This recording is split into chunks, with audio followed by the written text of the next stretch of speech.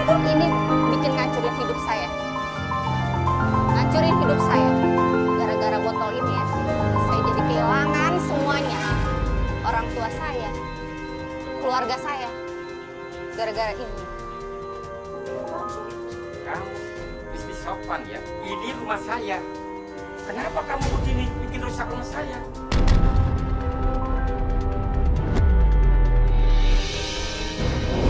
Hidup saya sekarang udah berantakan, Pak. Saya udah kehilangan semuanya. Kehilangan orang tua saya sekarang. Gimana sih gak mikir apa? Pernah nggak saya bilang kalau saya didukung sama ibu? Hah? Tapi kan dulu saya pernah kemari. Saya mau minta jodoh sama Yang Bapak. saya tahu ibu cuma minta didoain. Ya apa lagi nih? Bapak.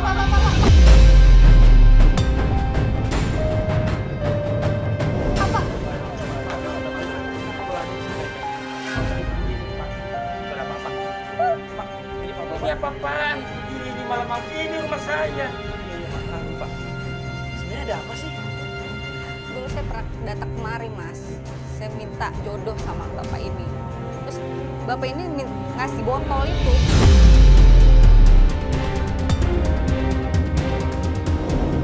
Akhirnya apa? Kapan saya pernah Dulu. bilang saya didukung? Tapi kan Bapak udah pernah kan ngasih itu ke saya. Katanya Kamu kan yang saya bisa. pertama minta doain sama saya doain. Tapi sekarang hidup saya Gimana udah coba hancur. sama saya? Udah hancur sekarang hidup saya, Pak. Bentar sini. Jadi Mbak pernah datang ke sini minta tolong sama Bapak ini buat didoain dapat jodoh.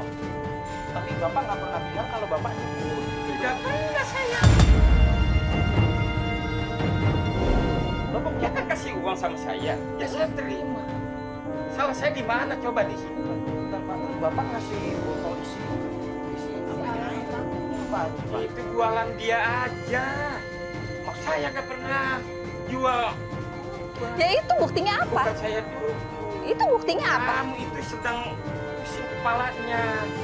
Jadi kamu cari macam-macam sampai kamu udah-udahin segala macam. Apa maksudnya? Tapi sekarang hidup saya Lebih udah baik hancur. keluar sekarang. Jangan sampai saya angkat balik marah. Pokoknya Bapak harus tanggung jawab. Tanggung jawab kita. Ibu saya meninggal gara-gara Bapak. Ini rumah Udah saya. hancur, Pak. Jangan pancing lagi, saya lebih marah lagi. Dulu Bapak bilang, saya akan kehilangan orang-orang terdekat saya kalau saya tidak ikuti anjuran Bapak. Tapi sekarang, saya kehilangan benar kehilangan ibu saya sekarang ya. Saya tidak pernah mengatakan itu. Itu cuma kamu karang-karang aja. Saya kasih tahu ya. Makanya kalau nyari jodoh, jangan sama saya. Sama Tuhan. Saya bilang keluar, jangan sampai mancing saya marah. Siapa yang Iya, Pak, iya, Pak. Maaf ya Pak, salah paham. Iya, Pak. Sekarang saya sadar kenapa saya harus ngikutin kata teman-teman saya, tapi nggak mau ngikutin kata orang tua saya. Saya sekarang nyesel banget. Kenapa Mbak gak bilang dari awal sih Mbak? Kan udah kita bilang, coba terbuka jujur sama kita Mbak. Yang namanya jodoh, kematian, rezeki, semua itu yang ngatur di atas, Mbak. Kamu bisa datang ke bapaknya minta dicariin jodoh, terus Mbak juga nunggu dia. Sekarang Mbak kehilangan ibu Mbak, adik Mbak. Ya benar kata bapak tadi, bapaknya nggak salah, orang dia cuma ngedoain. Jadi sekarang saya udah nyesel. Gimana? Kita antar pulang aja ya? Ya, Mas.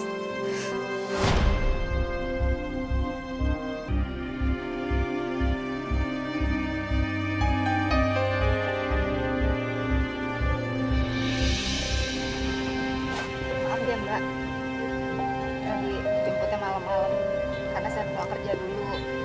Beberapa hari kemarin tuh saya banyak bolos-bolos di kantor. Saya sekarang lembur.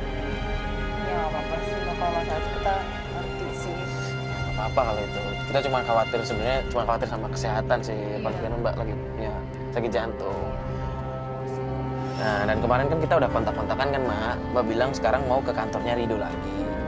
Nah, jadi kemarin itu sebenarnya saya sudah nyuruh salah satu tim dari kita buat ngecek, bukan ngecek sih, maksudnya ngejagain di kantornya buat ngawasin. Nah, siapa tahu Rido ada di sana atau ada informasi apalah langsung ngabarin ke kita. Jadi salah satu tim kita udah standby dari kemarin di sana buat ngawasin. Nah, jadi kita nggak perlu ke sana. Ya Mas, tapi kan saya harus ketemu sama Ridonya. Kalau misalkan timnya Mas nggak ketemu sama Rido, nanti gimana? Nggak, Mbak, tenang aja. Pokoknya orang yang saya suruh jaga di sana kemarin itu udah tahu semua tentang Rido. Udah saya briefing kemarin dan begitu ada informasi dia lihat Rido atau apa, kita minta langsung ikutin, langsung ngabarin ke kita. Jadi kita nggak perlu ke sana. Takutnya ini kan udah malam. Kalau kita ke sana kan juga jauh kan dari sini. Takutnya malah kita nggak dapat apa-apa juga. Yuk, nih si Andi WhatsApp gue nih. Lo telepon balik aja nih. Coba liat speaker. Tanyain. Andi, Coba. Andi kan gue suruh kirim. Halo, Di. Di gimana? Gimana? Tadi gue udah minta di kantornya Rido. Tadi dia udah cabut sih dari kantornya. Gue lagi kita baru. Nah, pokoknya lo ikutin. Ntar kalau misalkan dia berhenti di mana, lo langsung share log ke kita aja biar kita langsung ke sana. Oke? Tapi lo hati-hati ya. Tuh kan bener, untung kita nggak berangkat ke sana. Hidup bagaimana tuh ya?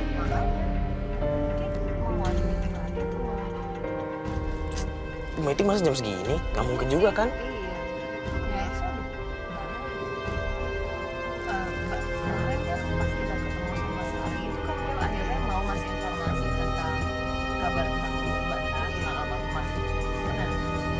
Mbak, abis itu kontekan lagi nggak? Coba Mbak Benjuk tanya gitu. Siapa tahu dia ngasih tahu.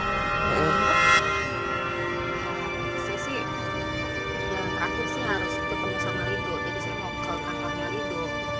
Kan bukannya Rido, orang ini kan kita udah ngikutin kan Mbak. Ntar nih, di-share. Udah deh. Udah deh. Ini arah mana? Gue nggak tahu nih. Jadi coba kasih notifikasi. Ini aja, Mas. Coba deh. Diikutin aja. Maafnya.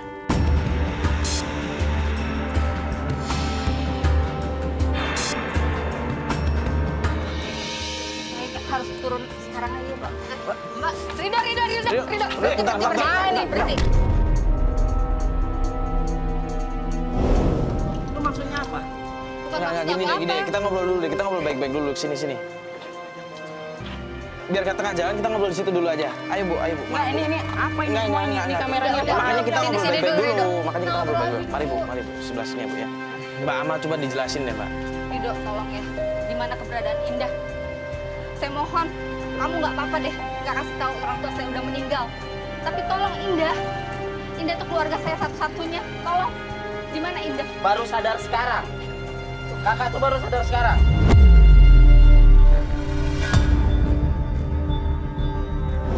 Kemarin kemana aja? Justru saya mau minta maaf sama Indah. Apa dengan maaf semua itu bisa berubah lagi? Enggak kan? Ya memang nggak Percuma. berubah. Tapi kan saya boleh dong minta maaf. Saya kan boleh tobat. Sampai ya kak ya, di saat hari kebahagiaan adik kakak sendiri, kakak itu nggak datang. Kakak macam apa ini? Oke deh, gua nggak masalah. Cuman gimana adik kakak? Aku malah nyalahin kakak aja Loh, sih. gua sih bisa terima. Gua bisa terima. Kalau terima kenapa nggak ngasih tahu dari kemarin? Ya cuman adiknya.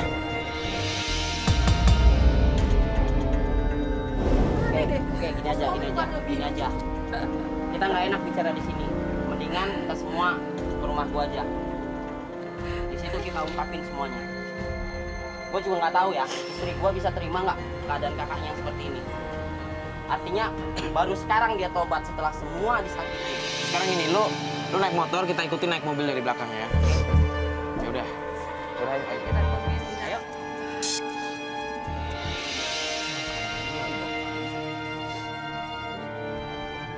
Ini dia bilang rumahnya. Bisa kan? Mobil lu taruh sini aja. Karena ke dalam nggak bisa. Ke dalam nggak bisa. Nggak bisa. Jadi nanti jalan dari dalam. Gua nanti bawa mobilnya. Nanti kita jalan lewat sini. Ya. Sini motor, lu bawa motor. Gue mau motor sekalian. Nggak jauh kok. Dekat sini. Paling pelan. Udah, gua nggak apa-apa.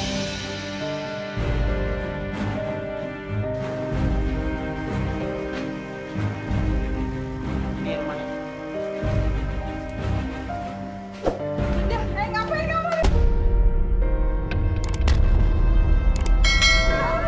Ngapain kamu di sini? Ngapain kamu datang ke rumah ini? Minta maaf, Indah. Kamu kakak yang jahat. Kamu nggak peduli. Kamu sombong. Aku sumpahin kamu ya.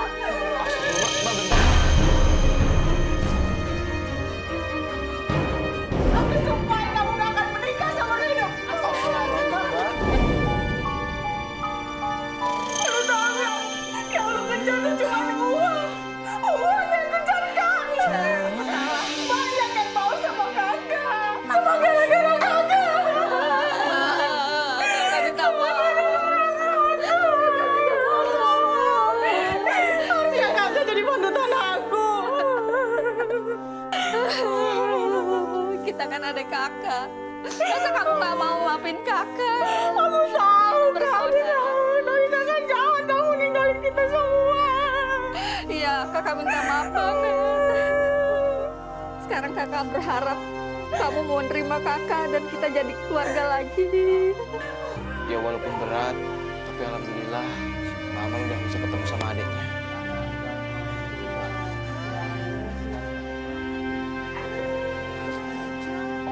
Sedih banget ya. Antara Rasul sama Manis dan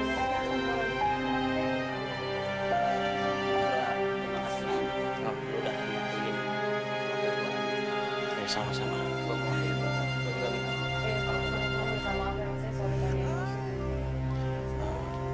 Gue ada masukan kalau misalkan ada masalah apa-apa, lebih baik diomongin baik-baik ya, jangan dibawa emosi. Ya mungkin gue ngerti lu belum bisa terima dengan perlakuan Mbak Alma dulu.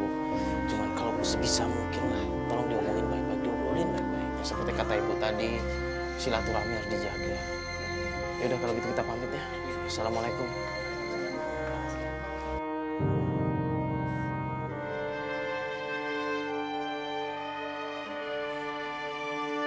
Assalamualaikum warahmatullahi wabarakatuh. Bismillah, alhamdulillah, wassalatu wassalamu ala sayyidina rasulillah, amma ba'd. Segala puji bagi Allah yang sudah mengatur alam ini begitu teratur. Dan dia pula yang mengatur rezeki manusia, jodoh manusia. Sakiyun an sa'id, seorang itu akan menjadi seorang yang berbahagia atau menjadi seorang yang menderita. Allah juga yang sudah menetapkan itu.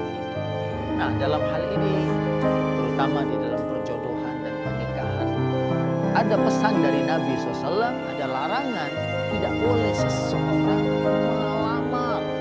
Melamar siapa? Melamar orang yang sudah dilamar oleh saudaranya. Nah, ini adalah merupakan larangan dan ini adalah merupakan sesuatu yang haram di dalam agama Allah.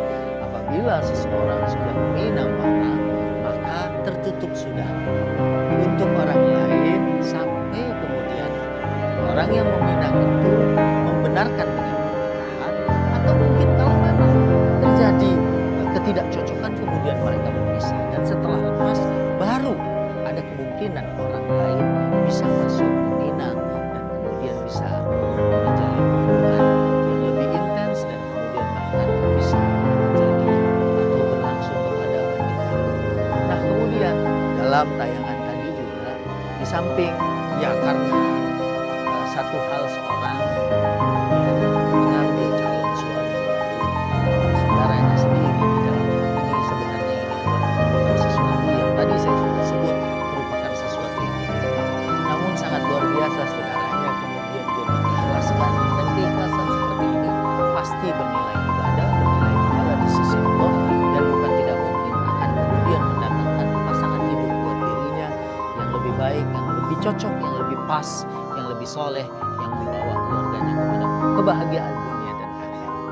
Itu saja saudaraku, mudah-mudahan kita bisa mengambil manfaatnya. Wassalamualaikum warahmatullahi wabarakatuh.